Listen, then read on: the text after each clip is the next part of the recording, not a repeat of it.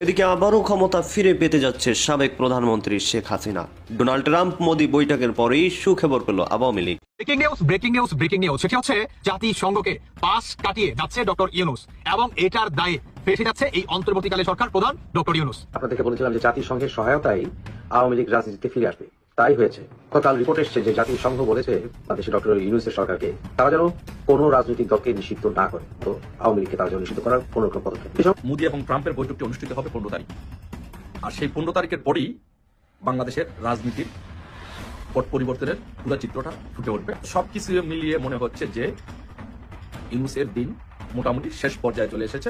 দর্শক, এদিকে আবারও নতুন করে ক্ষমতা ফিরে পেতে যাচ্ছে সাবেক প্রধানমন্ত্রী শেখ হাসিনা। অন্যদিকে ডোনাল্ড ট্রাম্প ও মোদির বৈঠকের পর সুখবর পেল আওয়ামী লীগ। এবার আর শেষ রক্ষা হলো না ডক্টর মোহাম্মদ ইউনূসের। পদত্যাগ করে দেশ ছেড়ে পালাতে হবে ডক্টর মোহাম্মদ ইউনূসকে। হঠাৎ একই ঘোষণা দিল জাতিসংঘ। জাতিসংঘের এই ঘোষণা শুনে তুলপা সৃষ্টি হয়ে পড়েছে সারা দেশে। দর্শক, এই ভিডিওটি দেখতে পারবেন। দর্শক, এছাড়াও এই ভিডিওতে অত্যন্ত গুরুত্বপূর্ণ কিছু ভিডিও ফুটেজ তুলে ধরা হয়েছে। দর্শক, আসুন না টেনে একটি লাইক দিয়ে বিস্তারিত ভিডিওটি আমরা দেখে আসি। বলেছিলাম যে জাতিসংঘের সহায়তায় আওয়ামী লীগ রাজনীতিতে ফিরে আসবে, তাই হয়েছে।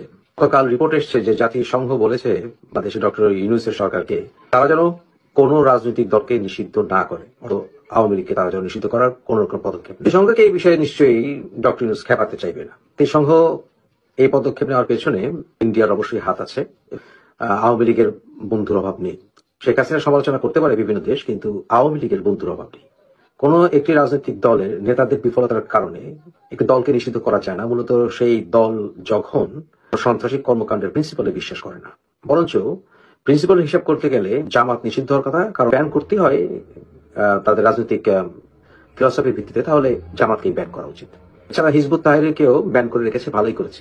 সমন্বয়কারীরা মনক্ষুণ্ণ হবে, কারণ সমন্বয়কারীদের পরিকল্পনা ছিল জামাত এবং হিজবুত তাহরির, আল কায়দা এদের ছত্র ছায়ায় নিজেদেরকে অন্তত একটি শক্তিশালী বিরোধী দলে রূপান্তর করা এবং আওয়ামী লীগকে নিঃশ্বাস করে দেয় সেই জায়গা বসা এবং আলটিমেটলি বিএনপিকে ধ্বংস করা।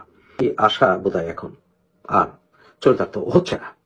পরবর্তী পদক্ষেপ হবে জাতিসংঘের যে রিপোর্টটি এসলো জুলাই অগাস্টের ব্যাপারে, সেটা আপনাদের বলেছি যেটা অপ্রতুল এবং এটা পক্ষপাতদুষ্ট এবং এটা ইনকমপ্লিট। কিন্তু জাতিসংঘ বলেছে যে তারা আরো এই বিষয়ে ইনভেস্টিগেশন করতে চায়। ইনভেস্টিগেশন তাদের আসলে মূলত কমপ্লিট হয়নি, ইঙ্গিতে তাদের কথাবার্তায় পাওয়া গেছে। কিন্তু সামনে যে বিষয়টা ইনভেস্টিগেশন আসবে সেটা হচ্ছে যে এই জুলাই অগাস্টের পরবর্তীতে যে আওয়ামী লীগের নেতা কর্মীদের উপরে যে নিধন চালানো হয়েছে, তাদেরকে যে সুষ্ঠু বিচার থেকে ডিপ্রাইভ করা হচ্ছে, ইত্যাদি বিষয়গুলো আসবে সামনে।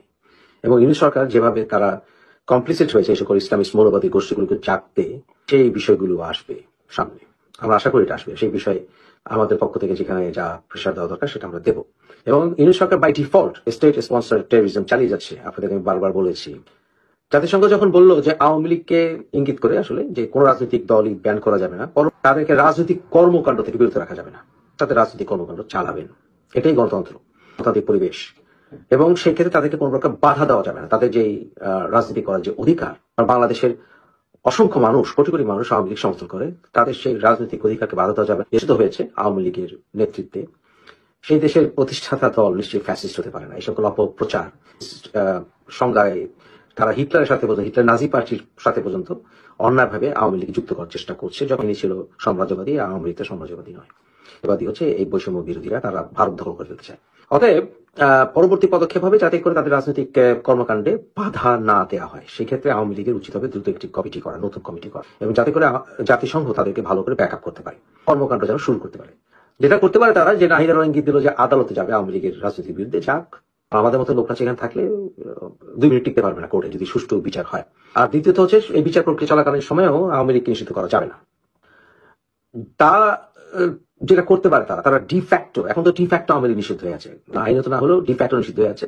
এবং নিষিদ্ধ করার ক্ষেত্রে তারা দেখতে পাচ্ছে যে তারা আওয়ামী লীগের কোন নেতা কর্মীকে বাইরে আসতে দেয় না, কথা বলতে দেয় না, আওয়ামী লীগের আসলে তো ঘর বাড়ি ভাঙে, তারা সন্ত্রাস চালিয়ে যাচ্ছে, এটাকে বন্ধ করতে হবে। কারণ এই বিষয়ে পদক্ষেপ নিতে হবে আওয়ামী লীগের পক্ষ থেকেই। তারা ডিফ্যাক্টো বাস্তবিক ক্ষেত্রে আওয়ামী লীগের রাজনীতি করা থেকে বিরত রেখেছে, বিরত রাখা যাবে না। সুতরাং এই বিষয়ে একটা প্রেশার ক্রিয়েট করতে হবে আন্তর্জাতিক মহলে, জাতিসংঘের উপরে, যে আপনারা বলছেন যে আওয়ামী লীগকে ব্যান না করতে বা কোন রাজনৈতিক দলকে ব্যান না করতে, কিন্তু তারা অলরেডি ছাত্রলীগকে ব্যান করেছে। যে ছাত্রলীগের প্রতিষ্ঠাতা জাতিপিতা বঙ্গবন্ধু, এবং এছাড়াও বাস্তবিক অর্থে ব্যান না করলে আমাদেরকে কোনো কাজ করতে দিচ্ছে না, রাজনৈতিক কর্মকাণ্ড করতে দিচ্ছে না। সুতরাং ছাত্রলীগের ব্যান্ডও উঠিয়ে নিতে হবে এবং আওয়ামী লীগকে রাজনীতি করতে দিতে হবে, সভা সেমিনার এগুলো করতে দিতে হবে। এটা হবে নেক্সট ফেজ এবং জাতিসংঘ এটাকে ব্যাকআপ করবে, কিন্তু ব্যাকআপ করতে হলে আওয়ামী লীগের নতুন কমিটি আসতেই হবে। স্বরাষ্ট্র উপদেষ্টা বলেছিলেন কোনো ডেভিল বা শয়তান যেন পালাতে না পারে। তবে কোনো শয়তান পাওয়া না গেলেও 4 দিনে 5,000-এরও বেশি লোককে গ্রেপ্তার করা হয়েছে অপারেশন ডেভিল হান্টে। কিন্তু খবর হলো এই অভিযানে পাইকারি দরে আওয়ামী লীগ নেতাকর্মীদের গ্রেপ্তারের কারণে আন্তর্জাতিক চাপে পড়েছে ডক্টর ইউনূসের সরকার। আন্তর্জাতিক মানবাধিকার সংগঠন হিউম্যান রাইটস ওয়াচ সরকারের পক্ষপাতমূলক অভিযানের কড়া সমালোচনা করে বার্তা দিয়েছে। অন্যদিকে বাংলাদেশে 2টি বিদেশি দূতাবাস এরই মধ্যে সংশ্লিষ্টদের এ নিয়ে বার্তা দিয়েছে। দূতাবাস দুটির পক্ষ থেকে রাজনৈতিক ধরপাকড়ের পরিবর্তে সন্ত্রাসী হামলা ঠেকাতে সরকারকে বেশি মনোযোগ দেওয়ার পরামর্শ দিয়েছে। সরকারিভাবে বলা হয়েছিল ডেভিল বলতে মূলত সন্ত্রাসী ও অপরাধীদের কথা বোঝানো হয়েছে।